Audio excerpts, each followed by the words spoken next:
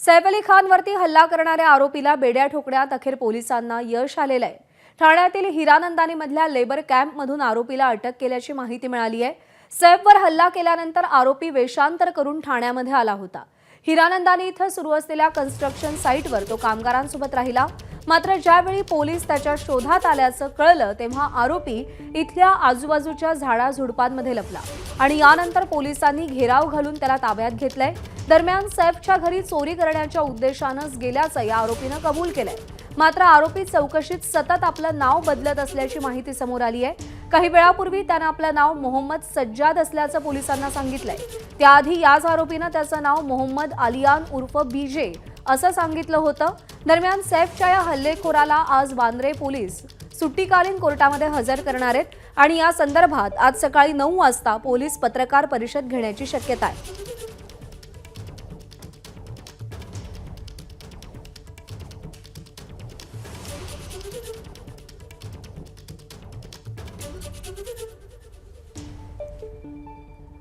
सैफचा हल्लेखोर हा चौकशी दरम्यान देखील आपलं नाव बदलत असल्याचं समोर आलंय। याआधी त्यानं विजय दास, मग मोहम्मद आलियान आणि आता मोहम्मद सज्जाद असं आपलं नाव असल्याचं सांगितलं। दरम्यान सैफ अली खानच्या घरावरती हल्ला करणारा आरोपी हा बांगलादेशी घुसखोर असल्याची माहिती कळतीये। सैफच्या हल्लेखोरानं मुंबईमध्ये बेकायदेशीर वास्तव्य केलं होतं हे देखील समोर आलेलं आहे।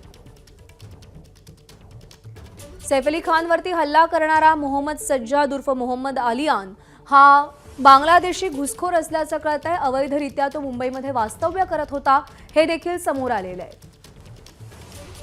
ठाण्यातल्या हिरानंदानीच्या इथे जो लेबर कॅम्प आहे तिथे तो लपून बसला होता आणि पोलिसांनी ठाण्यातूनच त्याला बेड्या ठोकलेल्या आहेत। दरम्यान या आरोपीला पकडण्यात आलंय। ह्या अटकेचा थरार नेमका कसा होता, तो घटनाक्रम नेमका कसा होता, ग्राफिक्सच्या माध्यमातून आपण एक नजर टाकूया। ठाण्यातल्या हिरानंदानीमधल्या लेबर कॅम्पमधून आरोपीला अटक करण्यात आलेली आहे। आरोपीचं नाव मोहम्मद सज्जाद आहे, तो नाव बदलून राहत होता अशी माहिती मिळते। आरोपीनं विजय दास आणि मोहम्मद इलियास अशी नावं बदलली। आरोपी बांगलादेशी घुसखोर आहे। आधार कार्ड किंवा कोणतीही कागदपत्र त्याच्याकडे नाही। आरोपी ठाण्यातल्या एका बारमध्ये सफाई कामगार म्हणूनही काम करत होता। आरोपी वेश पालटून हिरानंदानी परिसरात असणाऱ्या लेबर कॅम्पमध्ये लपून बसला।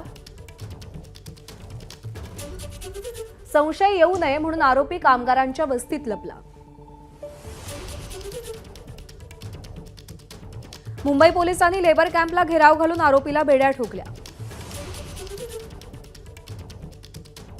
मध्यरात्री पोलिसांनी या लेबर कॅम्पला सगळ्या बाजूंनी घेराव घातला। आरोपीनं पळून जाण्याचा प्रयत्न केला, मात्र पोलिसांनी त्याच्या मुसक्या आवळल्या। चोरी करण्यासाठीच आपण सैफच्या घरी गेल्याची आरोपीनं कबुली दिली आहे। आणि या सगळ्या संदर्भात अधिक माहिती जाणून घेऊयात। वैभव परब आपले प्रतिनिधी आपल्यासोबत आहेत। वैभव, अटक केल्यानंतर आता आरोपीची चौकशी सुरू करण्यात आली आहे। काय काय समोर येत आहे चौकशीतून? सर्वात महत्त्वाची गोष्ट म्हणजे गेल्या अनेक तासांपासून ज्या आरोपीची प्रतीक्षा होती त्या आरोपीला पकडण्यात मुंबई पोलिसांना अखेर यश आलेलं आहे। कारण का या सगळ्या आरोपीच्या प्रकरणावरून, सैफ अली खानच्या प्रकरणावरून मुंबई पोलीस आणि सत्ताधाऱ्यांवर वारंवार आरोप होत होते की हा आरोपी का पकडू शकला नाहीये। परंतु आज म्हणजे मध्यरात्री 2:30च्या दरम्यान ठाण्याच्या हिरानंदानी परिसरातून या आरोपीला अटक करण्यात आलेली आहे। हा आरोपी एवढा हुशार निघाला की हा आरोपी पकडण्यापूर्वी स्वतःचा वेश आहे तो वारंवार बदलत होता। त्याने केस स्वतःचे कापले होते, त्यानंतर स्वतःचा जो कपडे आहेत ते तो वारंवार चेंज करत होता। आपले क्राईम प्रतिनिधी सूरज ओझा आपल्यासोबत आहेत, त्यांच्याकडून जाणून घ्या।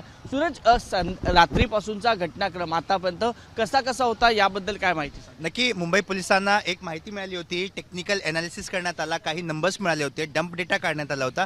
त्यामध्ये 3 महत्त्वाची लोकेशन होती। एक सैफ अली खानचा जो रेसिडेन्स आहे जिथे ही घटना घडली, यानंतर बँड्रा स्टेशन जिथे आरोपी वावरत होता आणि त्यानंतर लोकल ट्रेन घेऊन तो दादर इथे गेला होता आणि तिथे जाऊन त्यांनी एक हेडफोन घेतला होता। तर ही जी 3 लोकेशन्स आहेत तिकडचा डम्प डेटा काढण्यात आला, कॉमन नंबर कुठला आहे तो बघण्यात आला आणि त्यानंतर तो नंबर जेव्हा ट्रॅक करत गेले त्यावेळी त्यांना ठाणे येथील हिरानंदानी या परिसरातला एक लोकेशन मिळून आला होता. त्यानंतर लगेच मुंबई पोलिसांनी एक टीम तिथे डिस्पॅच केली. ती टीम जवळपास तासनतास म्हणजे 6 ते 7 वाजल्यानंतर 2 वाजेपर्यंत तिथे कॅम्प करत होती. कॉम्बिंग ऑपरेशन सुरू होता आणि कुठे नेमका तो आरोपी असेल याची तपास देखील ते करत होते आणि फायनली रात्री 1 ते 2च्या सुमारास आरोपी त्यांच्या हातात आला. त्यानंतर आरोपीला मुंबईत आणण्यात आला आणि हा जो ऑपरेशन होता हा सोप्पा ऑपरेशन नव्हता, कारण की रात्रीची वेळ होती आणि भीती अशी होती जर आरोपीला म्हणजे कसं पण असं समजला की त्याच्या मागे कोणी आहे, तो परत लपून जाईल, तो फोन बंद करेल किंवा त्याचा कपडे तो बदलेल, काही घडू शकतो. पण हा जो ऑपरेशन होता तो खूपच शांतपणे आणि या पद्धतीने करण्यात आली. त्याचा भान आरोपीला झाला नाही आणि त्याला पकडण्यात यश मिळालं. सूरज, या प्राथमिक माहितीमध्ये पोलिसांच्या हाती काही लागलंय का? कारण का थोडाच अवधी मिळाला ह्या सगळ्यांना पोलीस आणि आरोपींमध्ये बातचीत करण्यासाठी. प्राथमिक माहिती काय निघाली? जे सूत्र सांगतायत की पोलिसांना बऱ्याच माहिती मिळालेली आहे, ज्यामध्ये आरोपीला जेव्हा विचारलं त्याच्याकडे त्याचा आधार कार्ड आहे का, त्यांनी सांगितलं नाहीये. त्याच्याकडे बऱ्याच नावाचा तो वापर करत होता. सध्या तो पांडे नावाच्या एका व्यक्तीच्या इथे काम करत होता. पोलिसांना आता असा डाऊट व्हायला लागलाय की तो बांगलादेशी तर नाही, कारण की त्याचा वेस्ट बेंगॉलचा ॲड्रेस आढळून आलाय. तर तो बांगलादेशी होता किंवा इंडियनच आहे याचा तपास देखील सुरू झालेला आहे. मी एक असं एक्सप्लेन करतो नेमका कुठे काय काय घडला. हा जो पोलीस स्टेशन आपण बघतोय हा बँड्रा पोलीस स्टेशन आहे, जिथे गुन्हा दाखल आहे. काही वेळेनंतर आरोपीला इथे आणला जाणार आहे, रिमांड कॉपी तयार केली जाणार आहे आणि इथून आपण ही जी बिल्डिंग आपल्याला दिसते ही झोन 9ची बिल्डिंग आहे, जिथे प्रेस कॉन्फरन्स होणार, जिथे आमचे बरेच असे प्रश्न आहेत ज्याचे उत्तर आपल्याला इथे मिळेल. आणि वैभव, इथून 500 मीटरच्या अंतरावर भाभा हॉस्पिटल आहे, जिथे आरोपीचा मेडिकल केलं जाणार आहे आणि मेडिकल केल्यानंतर इथून जवळपास 3 किलोमीटरच्या अंतरावर बँड्रा कोर्ट आहे, जिथे हॉलिडे कोर्ट ही देखील आज असणार आहे आणि त्या कोर्टात आरोपीला दुपारच्या वेळी प्रोड्यूस केला जाणार, जिथे पोलीस त्यांची कस्टडीची मागणी करणार. हाच प्रश्न आहे की सूरज, आता कोर्टात काय काय होऊ शकतं? कोर्टात पोलीस सांगणार आहे की ह्याच्यावर काय काय आरोप आहे, त्यांना काय काय पुरावे मिळाले आहेत. त्यात महत्त्वाचा पुरावा म्हणजे CCTV फुटेज. आणि तो CCTV फुटेज म्हणजे कुठला? सैफ अली खानच्या बिल्डिंगमध्ये जेव्हा तो सीडीने खाली येत होता त्यावेळी 6व्या मंजिलावरचा जो फ्लॅट ओनर आहे त्यांनी एक CCTV सीडीवर लावली होती.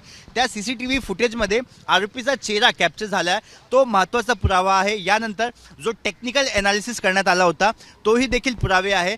पोलिसांनी 50हून जास्त लोकांचा स्टेटमेंट रेकॉर्ड केला आहे, तोही देखील कोर्टापुढे ठेवला जाणार आहे. त्यात महत्त्वाचा म्हणजे सर्वात आधी ज्यांनी पाहिलं होतं तिचा स्टेटमेंट आहे, करीना कपूरचा स्टेटमेंट ही देखील ह्यात महत्त्वाचा रोल प्ले करणार आहे आणि भविष्यामध्ये सैफ अली खानचाही स्टेटमेंट ह्यात महत्त्वाचा रोल प्ले करणार आहे. नक्कीच. त्यामुळे आज या कोर्टामध्ये, हॉलिडे कोर्टात काय होतं आहे, या हल्ल्यामागे अजून कोणी आहे का, ह्या आरोपीला इकडे कोणी पाठवलं होतं का, जर आरोपी चोरी करण्याच्या उद्देशाने आला होता तर त्याने सैफ अली खानवर हल्ला का केला, या सगळ्या प्रश्नांची उत्तरं आहेत ती थोड्याच वेळात आपल्याला इकडे पाहायला मिळतील. वैभव, धन्यवाद दिलेल्या माहितीसाठी आणि सूरज तुझेही आभार. ABP माझा, उघडा डोळे बघा नीट.